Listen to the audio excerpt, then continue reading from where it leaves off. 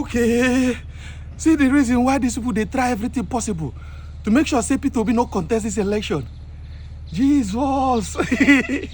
Governor Ayo Fayose won them all.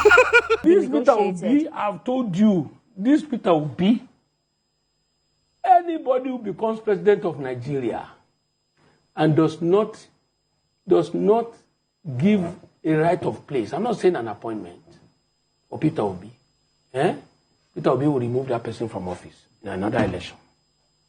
Mark my words. So are you saying this same wave? This same wave will not stop. Be repeated. This same wave, this Peter Obi, the people supporting him, the Peter Obi that I know, after this general election, they will continue. Even though the next cycle of elections is in 4 years. I'm telling you, those guys. In plain language. Okay.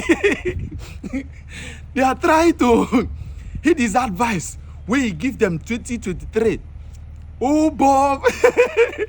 You hear what Ayo Fayose? That man, that Ayo Fayose be like say, you know Peter Obi finish. You know what he be say? Person know your capacity. You know your capability. He knows what you can do. See what they want them. I'm telling you, Obi that I know. Anybody that takes the office and did not give Obi his rightful position, he will remove the person in office 2027. Now they ask him, you mean that this obedience will continue? It will continue. Those guys, if you did not put them by 2020, it will continue the war. What is happening today?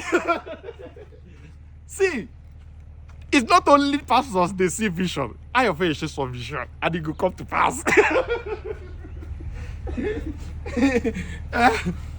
Person use no structure. Person use no structure according to now by 2020 for 2023. Take Ghana vote. Person Ghana too much votes that INEC had no option than to give him just 6 million. Imagine how many votes we can get for INEC to give him only 6 million. Now imagine what thing will happen when 2027 come. When structure we on the talk done day. Atiku Mechi Erufai. I don't do me bad. People should not hurt my feelings. Don't hurt my feelings. Throw that your heavyweight and back Peter Obi and Kwankwaso. Through that heavyweight, make this thing just end once and for all. Throw the heavyweight up back Peter Obi like this. Make these people know say men they run this to clear road. You know, it was sweet. Make I know they do. No come start they do say no people know say it's obvious. No waiting will happen. If you throw your weight behind Peter Obi and Kwankwaso, come 2027, victory is sure. Victory is sure. Ayo Fayose saw the vision. He saw it. He tell on now why these people they try everything possible to make sure say Peter Obi no get the ticket. Today, if he dey Labour Party, they don't bring faction come. If he dey ADC, they don't bring another faction come. But you no go work. You no go see 2027. Peter Obi go there like this. Collect hamburger. Mr. Gregory, Peter Obi. You're sweet. I did not sweet nothing.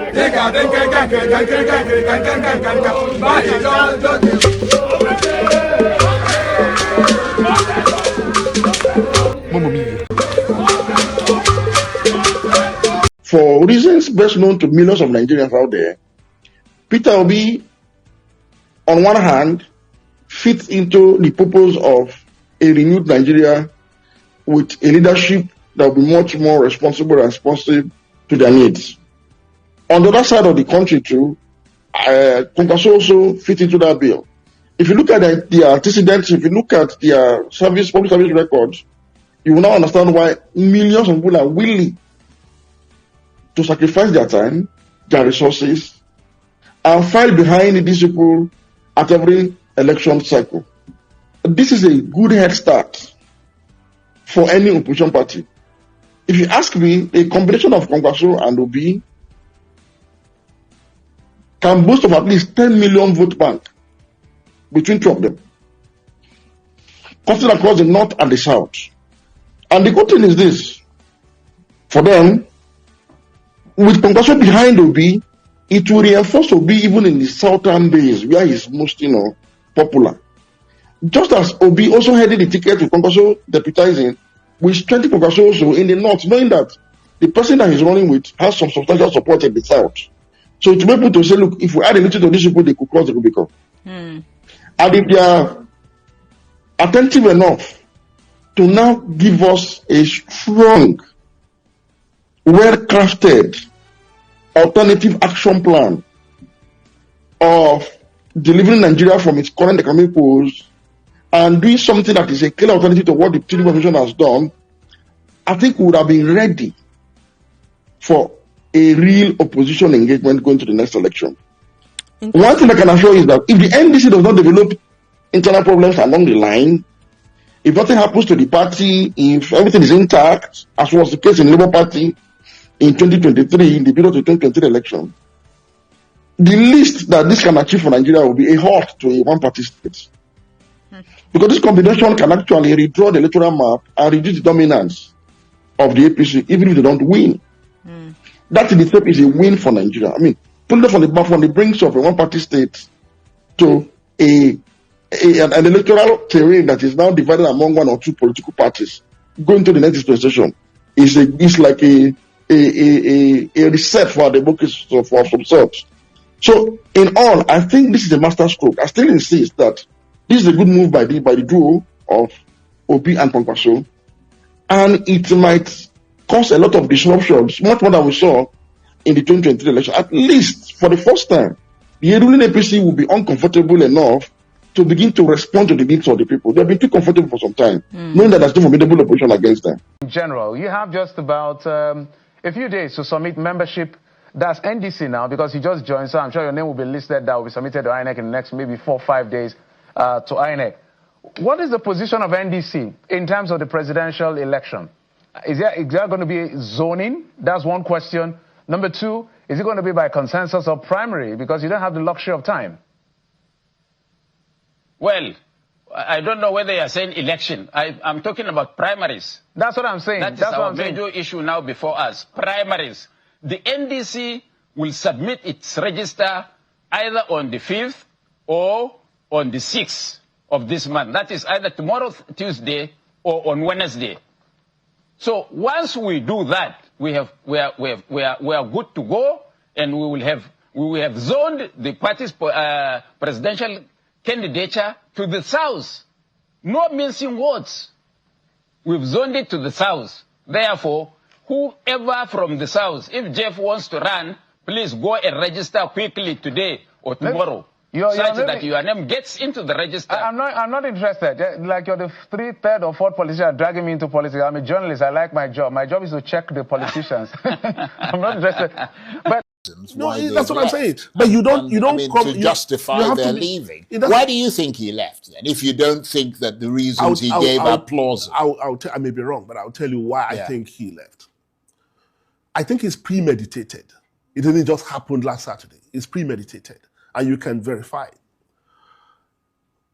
About 2 months ago or so, he had a meeting with Seriake Dixon in Kano with Kwankwaso. That week, Kwankwaso was making up his mind to come to the ADC. Then they had that meeting in Kano with Seriake Dixon.